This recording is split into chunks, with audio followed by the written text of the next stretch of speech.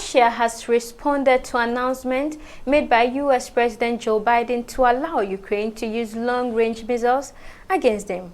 Russia has warned that Ukraine's use of the U.S.-supplied long-range missiles will prompt a tangible and appropriate response.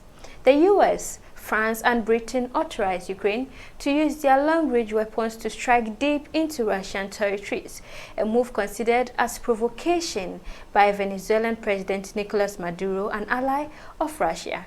Ukraine has received US ATACMS Army Tactical Missile System with a range of about 300 kilometers, as well as French-British Storm Shadow missiles of similar range. But the Western allies had restricted Kyiv from hitting Russia with them.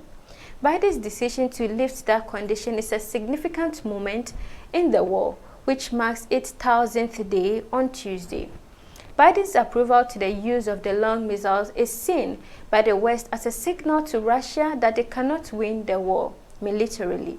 The U.S. decision also coincides with the deployment of over 10,000 North Korean troops to Russian western Kursk region, where Ukrainian forces have reportedly seized and are holding up a small section of the territory.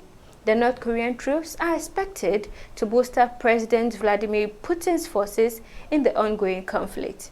Unconfirmed reports say North Korea may send as many as 100,000 soldiers in addition to artillery and other weapons to its ally. Ukraine's President Volodymyr Zelensky has indicated there may be no formal announcement of the U.S. deal. The missiles will speak for themselves, he said on Sunday. Ukraine may use the ATACMS first in the Kursk region. Some reports suggest that the U.S. may have restricted their use there as a signal to North Korea to stop sending aid to Russia and Moscow itself. On Monday, Putin's spokesman said that the U.S. was adding oil to the fire. Russian Foreign Ministry in a statement stated that such an attack inside Russian territory would represent the direct involvement of the United States and its satellite hostilities against Russia.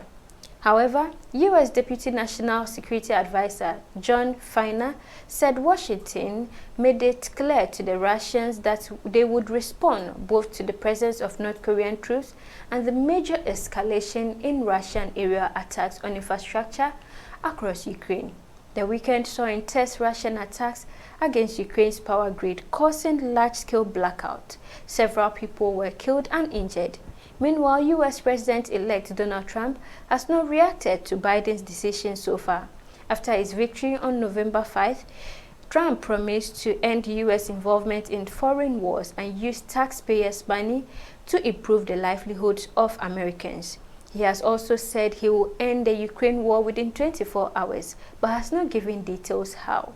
Zelensky recently said he's expecting Trump to exert pressure on Ukraine and Russia to agree a peace deal within the next year. Potential use of U.S. long missiles by Ukraine raises a broader confrontation between Russia and NATO. While the U.S. and its allies maintain that their support for Ukraine is defensive in nature, Moscow's framing of such actions as acts of war could bring the conflict to even more dangerous level. As the situation unfolds, the risk of miscalculation grows, with implications not only for Ukraine and Russia, but for global stability. For now, the world watches closely as tensions between these nuclear-armed powers continue to rise. Let us know what you think about this latest development in the comment section below. Like and subscribe for more.